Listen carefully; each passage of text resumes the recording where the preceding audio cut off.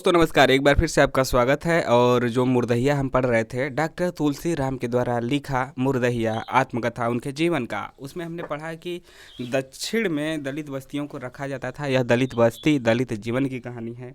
भारत में जन्म लेना और भारतीय समाज में बड़े गर्व की बात है, लेकिन एक सच यह भी है कि भारत में दलित समाज को जिस हाशिए पे रखा गया है, यह स्वयं वे जिस हाशिए पे समाज की स्थिति के बतौर हैं, उसमें बहुत ही चुनौतीपूर्ण रहता है वहाँ उनका जीवन।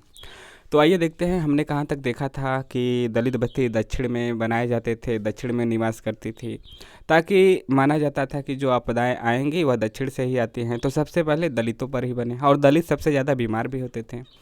तो दक्षिण की दलित बस्ती में पैदा हुए थे। साथ ही गांव का भौतिक भूगोल उन तमाम भूतई खूनी अफवाहों के लिए प्राकृतिक रूप से बेहद अनुकूल था। मुर्दहिया, भरतहिया तथा ताल के पास वाली सिवान परसा तो इन भूतों की भूमिगत बस्तियां थी ही। इन अफवाहों के बीच मुर्दहिया सबसे डरावनी बन गई थी। गर्मी के दिनों में वहाँ हजारों बड़े बड़े पलाश के पेड़ एकदम सूख लाल टेसुआ, यानी टेसुआ एक प्रकार का फूल है, से लद जाते थे। दूर से देखने पर लगता था कि जलती हुई लाल आग की रक्तीली लपटें हिलोरे ले रही हैं।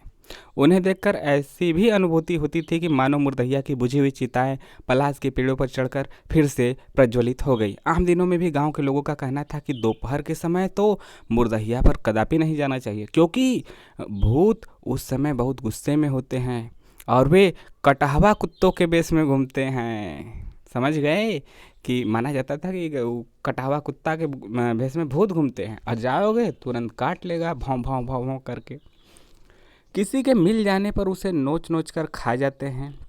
लाल टेसुओं से लदे ये पलाश के पेड़ जहाँ एक तरफ अत्यंत मनमोहक लगते थे, वहीं उनके मुर्दहिया पर होने के कारण इन पेड़ों को लालिमा बेहद डरावनी छवि प्रस्तुत करती थी। अब आप सोचिए कि भूत हो, मतलब टेसुआ का पेड़ हो और टेसुआ का फूल हो, एक तो लाल हो, एक तो मुर्दा जहाँ फूका जाता हो वहाँ पे हो, और माना जाता है वहाँ पे भूत हो, तो कैसी स्थिति बन जाएगी। लाल भूत मुर्दहिया, ऐसा एक विचित्र स्थान बन जाएगा। विशेष रूप से चांदनी रात में वो खून में लथपथ किसी घायल व्यक्ति जैसे प्रतीत होते थे। इसी दौरान हमारे ग्रामीण क्षेत्रों में हैजे की महामारी आई। महामारी मतलब कि आती है, जैसे कि कोरोना आ गया था ना, आती है तो बड़े दूर तक लोगों को लपेट लेती है। महामारी आई जिसका सबसे ज़बरदस्त असर पूरब में मुर्दहिया से थोड़ी दूर पर पड़ोसी गांव टड़वा में पड़ा। हमारी मुर्दहिया और टड़वा के बीच से होकर नाला बहता था। मतलब दो गांव थे, एक टड़वा एक मुर्दहिया, और बीच में नाला बहता था, जो प्राइमरी स्कूल से होकर आगे बढ़ते हुए लगभग 5 मील दूर स्थित मगही नदी में मिल जाता था। इन गांवों में किसी दिन किसी के एक भी हैजे से मरने पर 50 के मरने की अफवाह उड़ जाती थी। अफवाह बहुत तेज़ी से उड़ती थी। कोई एक मरता, अरे हाउ मर गलन, हाई मर गलन, फलाना मर गलन, ठिकाना मर गलन, 50 लोग मर गए, ऐसे ऐसे, जिससे बड़ा चिंताजनक माहौल पैदा हो गया था। फिर भी बड़ी भारी संख्या में लोग मरे थे। हमारी मुर्दहिया के आसपास की जंगली जमीन मुर्दों से पट गई थी। विशेष रूप से नाले के तीरे तीरे अनेक कब्रें उगाई थी। कब्रें होगा शायद, कब्रें। एक प्रथा के अनुसार दलितों, हाँ, कब्रें उगाई थी। एक प्रथा के अनुसार दलितों की कब्रों पर छोटी छोटी इंडियों में लाल कपड़े की झंडियां गाड़ दी जाती थी। एक सिरे से देखने पर हवा के झोंकों से फड़फड़ाती ये झड़ियाँ ऐसे लगती थी मानो भूतों की लाल लाल फसलें तैयार हो कर लहलहा रही हैं। हैजे से मरे हुए लोगों की लाशों से लोग इतने डरे हुए थे कि बहुत छिछली सी कब्रें जल्दी जल्दी खोद कर उन्हें दफना देते थे कि कहीं भूत वूत पकड़ न ले। गन्ने तथा अन्य बड़ी फसलों में बड़ी संख्या में छिपे हुए सियारों ने वहां से निकलकर मुर्दहिया तथा उस नाले के आसपास अपना बसेरा बना लिया था। ये सियार छिछली कब्रों को खोदकर अक्सर लाशों को चिचोरते हुए नजर आते थे। वंस अगेन, चिचोरना का मतलब क्या है? मतलब कि लाश के निकाल के आप देखते हैं ना, सियार मतलब उसको खा रहा है, मुंह से चिचोर रहा है, खा रहा है, मतलब इधर फाड़ रहा है उधर फाड़ रहा है। रोज स्कूल जाते हुए ऐसा नज़ारा देखना हमें अत्यंत भयभीत कर देता था। अब छोटा बच्चा होंगे और ऐसा अफवाह फैलेगी, एक जगह मुर्दा फूका जा रहा है, लाल लाल टेसुआ का फूल है और लोग मर रहे हैं, कब्रें गाड़ दी जा रही हैं, ऊपर से सियार उसको खा रहा है खोद खोद के, ऊपर से भूत का खौफ है, तो आप ही सोचिए कि कितनी आपको कितना डर लगेगा। उनके बारे में अफवाह फैली हुई थी कि मुर्दा खाने से सियार पागल हो जाते हैं, इसलिए आदमी को दौड़ा दौड़ा कर काट कर खा जाते हैं। इस डर से कोई उन्हें भगाने नहीं जाता था और न कोई उन्हें उन बची खुची लाशों को फिर से दफनाने ही जाता था। यह बड़ा ही हृदय विदारक दृश्य होता, जिसकी लाशों को सियारों के खूंखार जबड़ों से गुजरना पड़ता। पता चलने पर उनके सगे संबंधियों का, विशेष रूप से औरतों का वर्णनात्मक शैली में गा गा कर रोना दिल को दहला देता था। उधर रातों में मुर्दाखोर सियारों का हुआ हुआ वाला शोर बच्चों को बहुत डराता था। अब जानते हैं, एक सियार हुआ हुआ करेगा तो सभी सियार करेंगे हुआ हुआ हुआ, मतलब तेजी से चालू हो जाते हैं।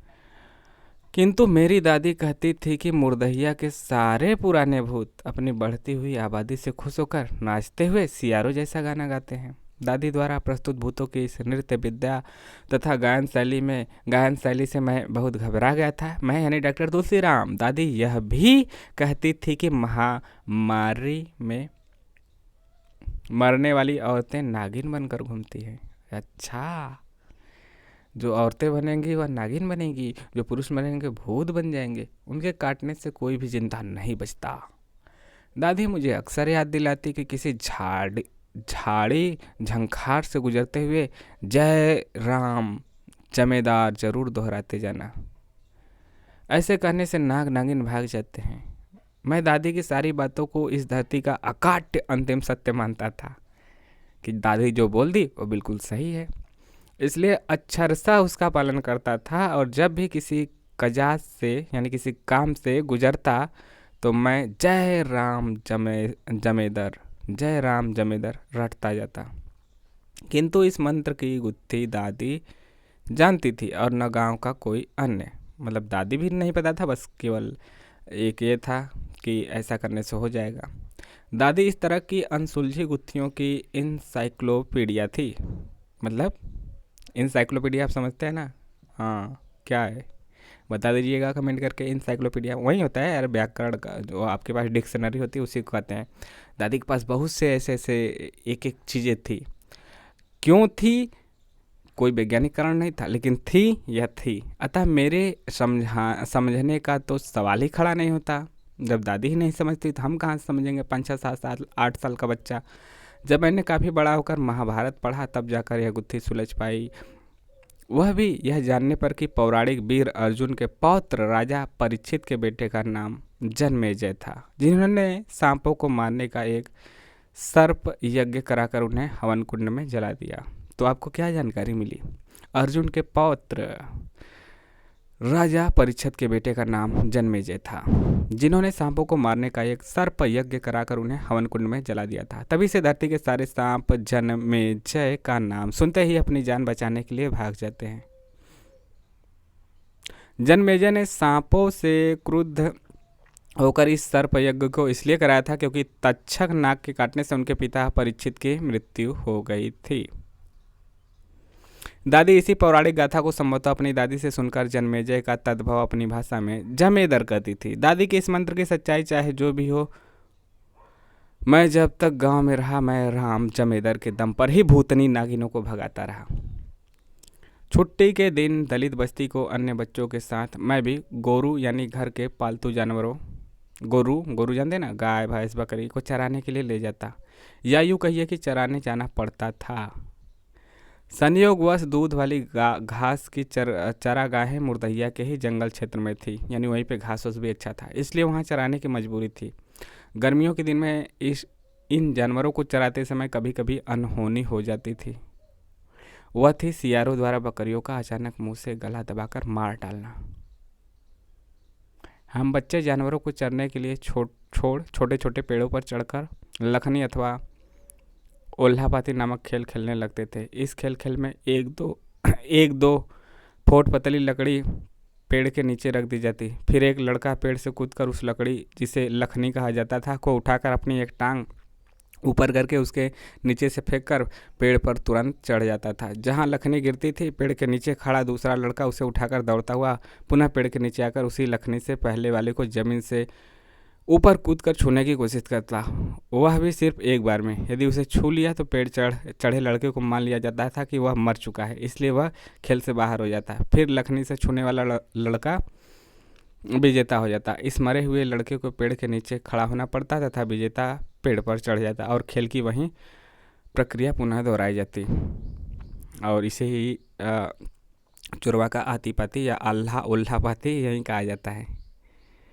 परिणाम स्वरूप कोई मरता और कोई विजेता बनता रहता। मुरदहिया पर खेले जाने वाला यह खेल हम बच्चों के बीच अत्यंत मनोरंजक होता था, किंतु इसी मनोरंजन के दौरान प्रायः सियारों का बकरियों पर हमला हो जाता और बकरियों का गला उनके तेज जबड़ों में दबते ही वे मुश्किल से मात्र एक बार जोर जोर से बे बिंग, अब सुने हैं ना,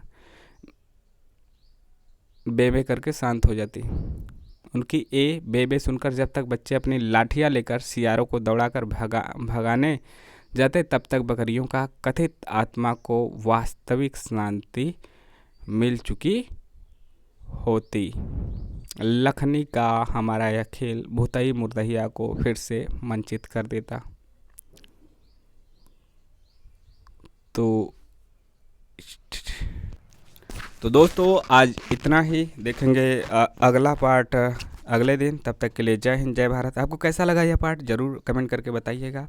हम छोटे छोटे पार्ट में देखेंगे, बहुत बड़ा है और लेकिन सभी पार्ट देखेंगे 10 मिनट 15 मिनट 20 मिनट ऐसे छोटे छोटे पार्टों में। आई होप आपको अच्छा लगा होगा। मिलेंगे नेक्स्ट वीडियो में। जय हिंद जय भारत।